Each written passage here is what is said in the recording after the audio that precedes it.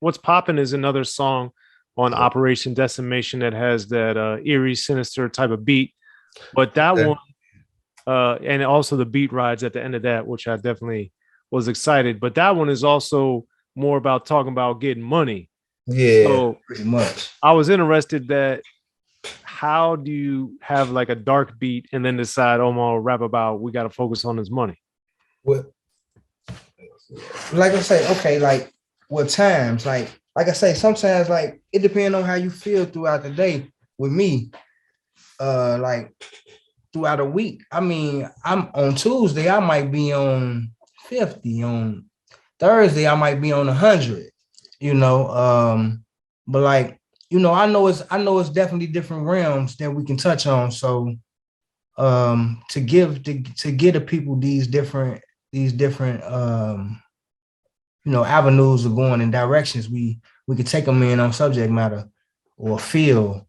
I know, I'm used to kind of like going into different spaces throughout my days. So like, I mean, I write throughout the day. So it'll be like I'll be feeling like this, and then here go the hook to what's popping. Or tomorrow, when I wake up in the morning, I'm in another mood or a feel.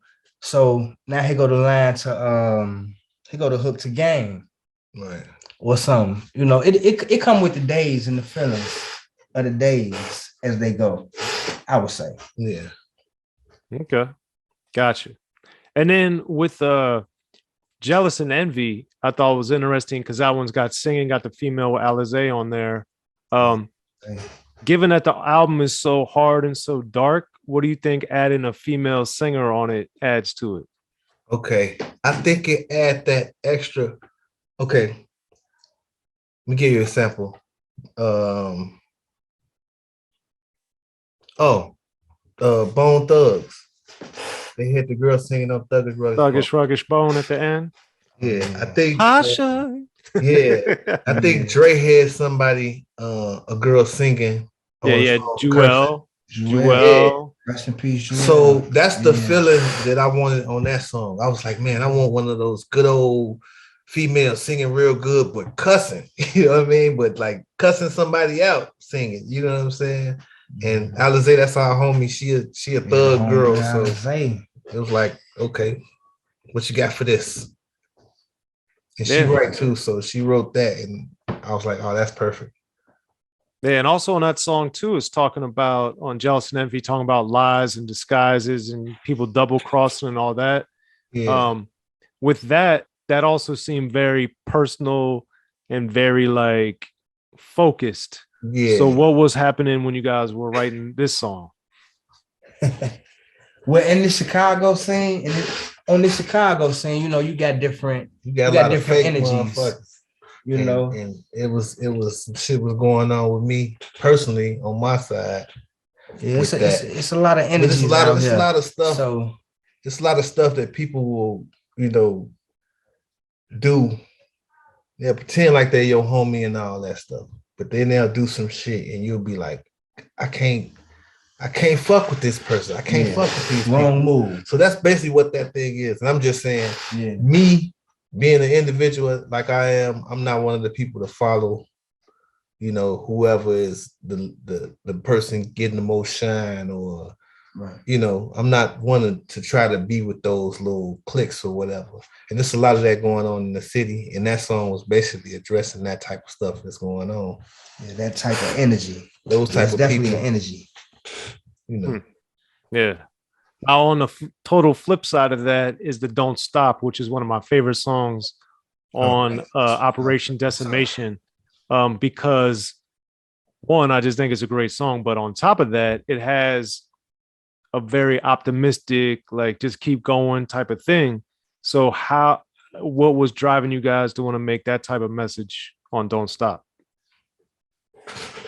Yeah, I mean, like, once again, like in our city, like it's a whole bunch of different energy out here. And I would just say that, in the city that we live in, any big city, you know, you could be pushed to a point where you might want to quit.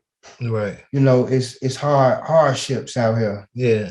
You know, that you got to get through, and you know, you don't know if you're gonna make it to the next day. Sometimes for people out here, it's a lot of circumstances, situations, scenarios. And it's a lot of people out there that give you, you know, negative energy. They won't basically say keep going. They'll be like, oh, you can't do that. You should just quit. Oh, you shouldn't even be trying to do that. Or, you know what I mean? Especially like us doing music at this age, we did different things. You know, it's like, why are we gonna stop now? You know what I'm saying? Why should we stop? You know, and we feel like we need to tell people that, hey, don't stop. You know, don't give up. Yeah, don't listen to the people saying you're too old or too small or you know you can't do it. Don't stop. Keep going. Yeah, encourage. To encourage one. That's what that song was for. Yeah, definitely. And Never in particular, your verse there, I think, is extremely phenomenal. And you really like talked to a lot of he snapped, but he also was breaking down a lot of his personal life and like history and stuff. So what made you want to like go that deep into your own life and your own family and your own history? Well, I mean, like throughout my career, like, you know, well, every time I put my, you know, my passion into the paper, you know, I mean, I give people the real, the true situations that I've been through. You know, I give them, I pretty much give them all me to the point where I can tell them in a way where they ain't incriminating, you know, but I like to, music always been my therapy. So I like to release it. I like to release a lot on the track, you know? Yeah, you definitely did that. You did on that one, yeah. Definitely did that. And direct too, with you talking about like bills and kids and different things happening too. That's part of why I like Don't Stop so much, is that both of you in different ways got very personal, but then use that as a way to still motivate. It sound like even yourself, but whoever's listening, like me, you know, and that to me is what makes that song so powerful and so great. So direct for you, what made you want to dig deep like that and kind of expose some of your stuff? Well, I was talking to Never, and I was like, man, what's gonna make this album different than everything else that other people are doing right now? So if we just talk about us right now, let's take it back to some of the things that happened back in the day. Fast forward to what's happening right now and keep it authentic, 100%. I don't care. Talk about our age. Talk about, you know, whatever the fuck. Don't hold back on that type of stuff, you know, because a lot of people just talk about the same subjects all the time on every song, you know. You keep hearing the same stuff all the time. So I just wanted to do something like that. Okay. Gotcha. Now, one of the interesting sonically, I thought, was Only You, because of the kind of that distorted soul sample that you guys got on there. And that one, back to talking about Xcel, aka Xcelence, who produced the entirety of Operation Decimation. How did you guys, because sonically the album is very diverse, it's a lot of different things. So how, like the soul sample thing, the eerie dark side, you know, how did all these different things work for you on one project, do you think? Well, Xcel is a producer that produced for a lot of different people. So he has a lot of different styles. And I was telling him, I was like, you know, you're not a producer that people can just pinpoint, this is his sound right here. You know what I'm saying? Like some producers, you know that it's their sound. I told him, like, you got so many different sounds.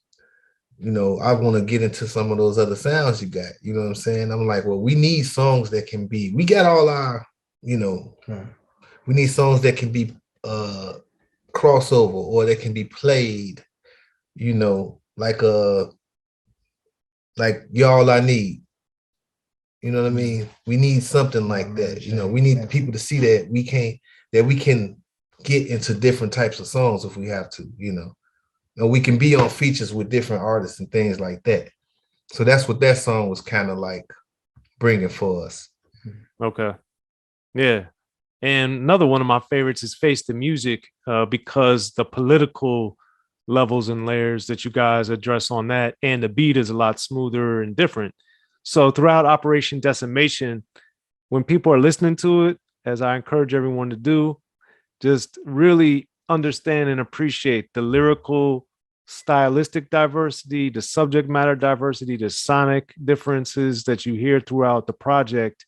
And with Face to Music, that's one of the things that like really impressed me, because so much of the album is dark, sinister, just going so hard. And then that song, one, Face to Music, the beat is smoother, but then lyrically, you guys are talking about like political, social situations.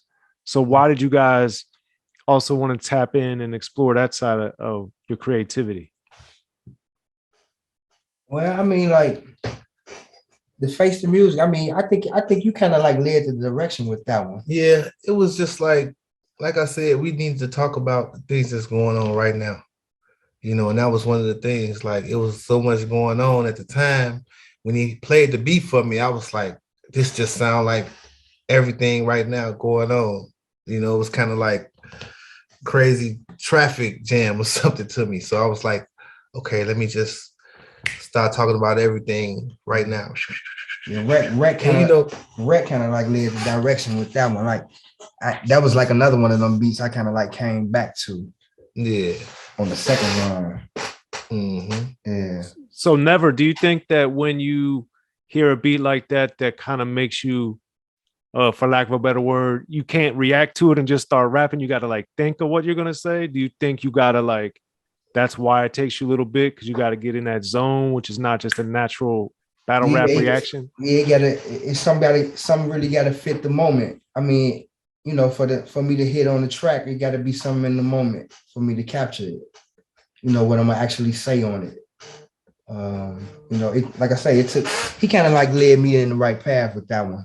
I probably would have went somewhere else. It probably wouldn't have been a political song if I would have did it. Right. If you would have started off first. Yeah, if I would have started off first. So he kind of like led the path with that one. Okay. You know what? I didn't think of it as a political song when I was writing it. I just thought of it as me talking about something right now. You know what I mean? And I kind of look at rap, like right now, I look at rap as communication. So we need to be able to communicate with people, all different, you know, subjects. You know what I'm saying? And that's how, I mean, I feel like a lot of people don't understand never versatility as a rapper. Also, you know, they might think, oh, he gonna come and he gonna rap about this and rap this. But I know him, I've been knowing him forever, and I've heard him rap so many different ways. I know he can get on anything, just like me. So it's easy for me to say, hey, I wrote this song about horses. Can you get on this? You know what I'm saying? It don't matter. We gonna rap it. You know what I'm saying? Pretty much. Like Rec was my he big brother. So like, you know, that direction, he always be like, he'll catch me and he'll be like, no, we probably need to go this way. Right. You know, it's a lot of times he'll catch me and be like, you know, he'll lead me in that direction, you know, that's, you know, needed. So that being said, with Operation Decimation, how would you guys have known each other so long and worked together so many times over the years.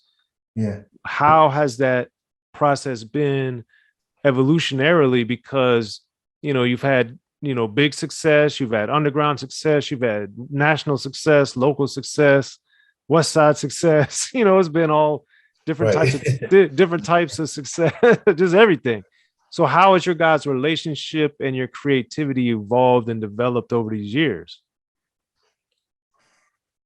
This little bro, like you said, you know, it's just like, it's like this with us.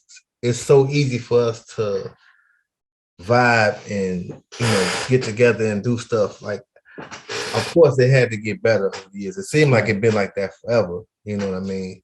Since '88 or whatever. Ultimate Posse days. Yeah, it seemed like we've been, you know, we was in a group where we danced and stuff. So we had to be, you know, in sync with each other. So it's kind of like even right now, the same thing. If we on stage performing, we can look at each other and just be in sync with it. You know what I'm saying?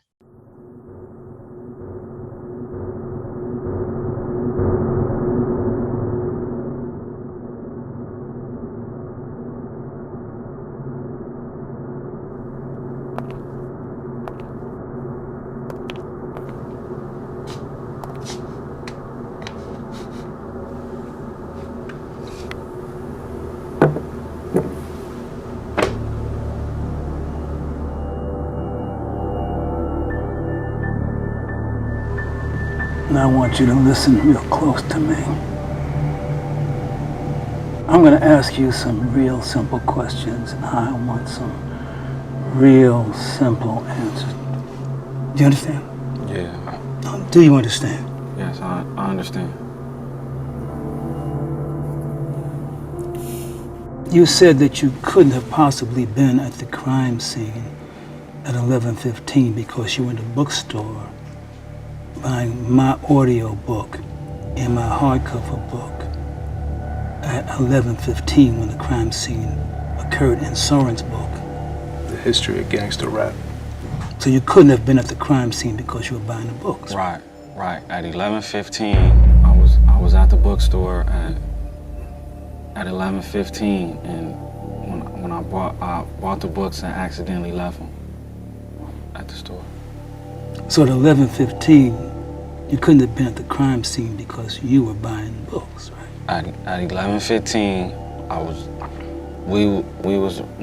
when I was leaving, it was some people coming in, and I forgot to grab. But you don't remember who what they look people, like. what they look like or nothing, right? No. So,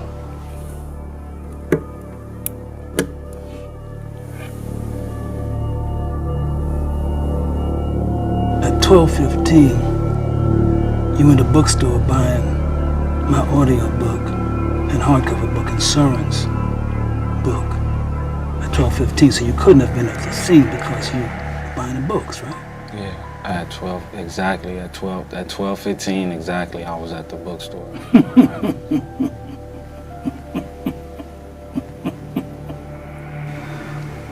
Now you see.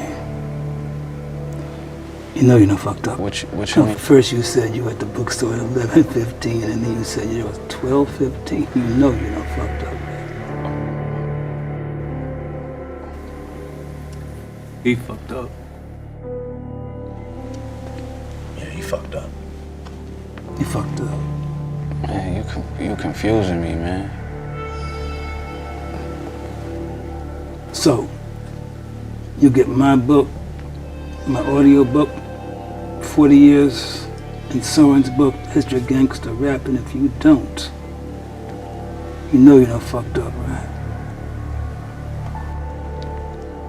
Man, the more those cops ask me questions, the more I wish I bought them motherfucking books.